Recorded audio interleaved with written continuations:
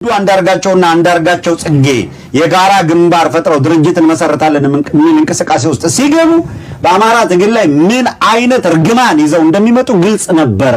እርግማን ነው ይዘው የሚመጡት ብለናል። የገቡበት ይፈርሳል፣ የነኩት ይረክሳል። አንድ ያመጡት ውጤት አለ ወይ ብትሉ የለም። ወዳጅ ጨካኞች ናቸው። በእያንዳንዱ እርከን እነሱ ማብቃት ይፈልጋሉ። በትውልድ መካከል የተደረጉ ደም አፋሳሽ እልቂቶች ላይ ሁሉ እጃቸው አለ።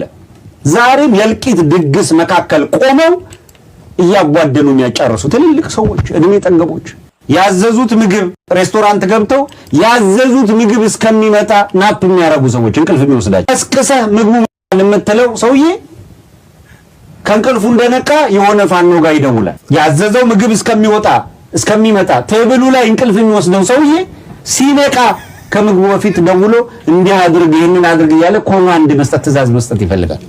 እዚህ ደረጃ ነው የደረሰው። እንዴ ምን አለ ቢተወው ይሄንን ትውልድ። በቃ ትውልዱ በቃ አሁን ከተሳሳተም ይሳሳት።